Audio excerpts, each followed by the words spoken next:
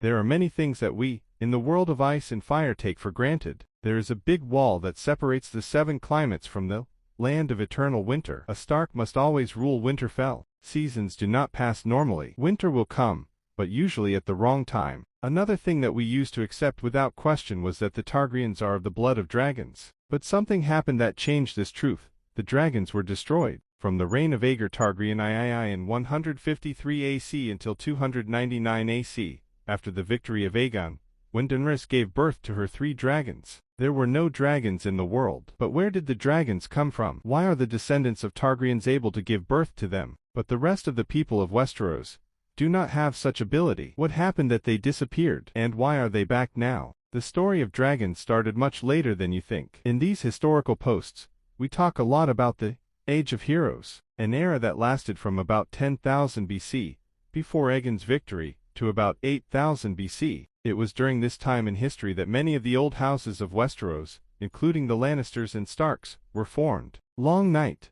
last happened at this time, during which Azor Ahai, with his sword, Lightbringer, was able to defeat the Adders, or the same others, who are introduced in the series under the name of White Walker. At the same time, the wall was built and the Night King was born. If you thought that at this time, dragons were flying in the sky in abundance and the heroes of this era rode them to war, you are wrong. In fact, in the Age of Heroes, there were no dragons in either Westeros or Essos. The first time that the breeding of dragons is mentioned in the sources, it is related to thousands of years later, around 5000 BC, in a peninsula in Issus, called Valeria. The people of this area were generally farmers and shepherds. They first found the dragons in the chain of volcanoes that lived throughout the area known as the Abyss. By using magic, unfortunately, due to the loss of documents related to that era, not much is known about these magics. They were able to tame and obey the dragons. This event happened during the peak of the rule of the Giscari, who ruled Essos for centuries. Gis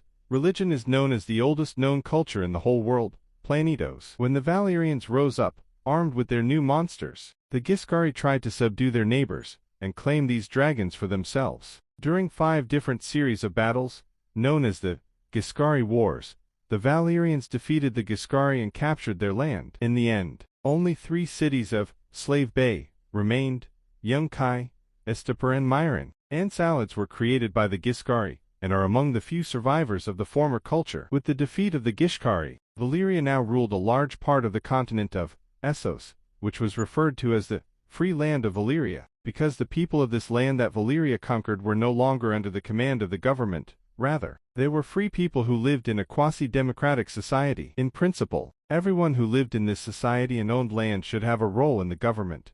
But like all large and small democracies, the government system gradually moved towards the Jirga and capitalist system. Today, many cities Essos, due to the fact that they were once in the territory of the Free Land, still bear the name of Free City. During the following centuries, the Valyrians expanded their territory to almost all of Essos. Surprisingly, they never attempted to cross the narrow sea and conquer Westeros, because they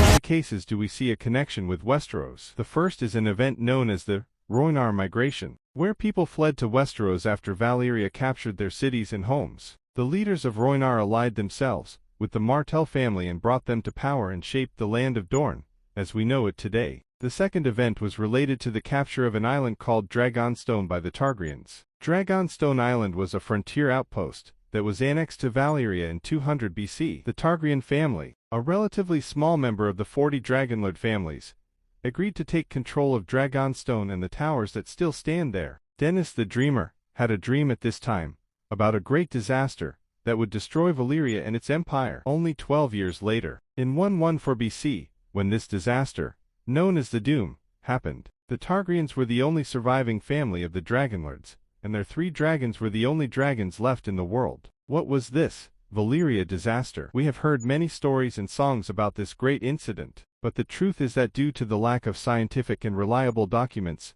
we only have to pay attention to the few remaining documents. Whatever this disaster was, it changed the face of the land. The Valyrian peninsula was completely destroyed. The capital of Valyria was destroyed, and as far as we know, there were no survivors. It is clear that this incident was the result of a strong earthquake. Note that the Smoking Sea is currently in the place of the 14 Flames, volcanic mountain range, according to what we know. The waters of this sea were poisonous until centuries later. The Valerian Peninsula was never rebuilt again. Now it is a desolate and barren land. In the series, stonemen are sent here to die without infecting others with their disease. With the capital gone, the rest of the freehold fell into chaos. Cities and provinces became independent government systems known as free cities. Pentos, where Daenerys started her journey. Liz, the birthplace of Varys, the birthplace of Thoros of Myr. Tyrish, the birthplace,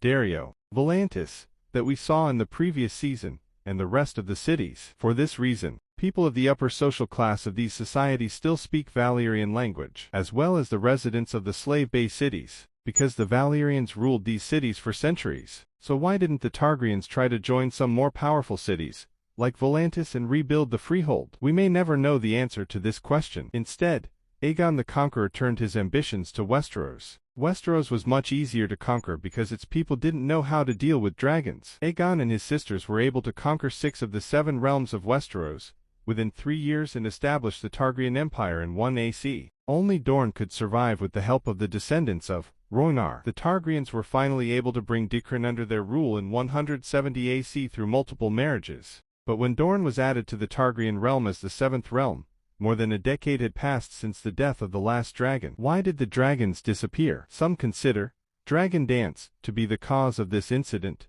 which Shirin was busy singing in the last days of his life. That war tore House Targaryen apart and destroyed many dragons. Some consider the Mesters to be responsible for the extinction of dragons, because they convinced the Targaryens to lock their dragons in crypts beneath King's Landing. This caused a shock to the growth of the dragons, and reduced their size to the size of a dog at full maturity. But the occurrence of such a change in just 150 years is an amazing transformation for any animal. Keep in mind that it took thousands of years for dogs to evolve from wolves. Some have theorized that as the volcanoes where dragons were born disappeared, their magic began to fade from this world. And so, he took the dragons with him. Or maybe on the contrary, due to the death of the dragons, their magic was also lost. We remind you that the available documents and evidence do not have enough scientific validity to prove these theories. What we do know is this: dragons died out 150 years ago. Daenerys Targaryen was able to successfully give birth to her 3 dragons for the first time in the last 150 years, while her ancestors burned themselves in the process. How the dragons returned or how they brought their magic back to this world is still unknown, but considering that winter may come at any moment, we will need their fire very much.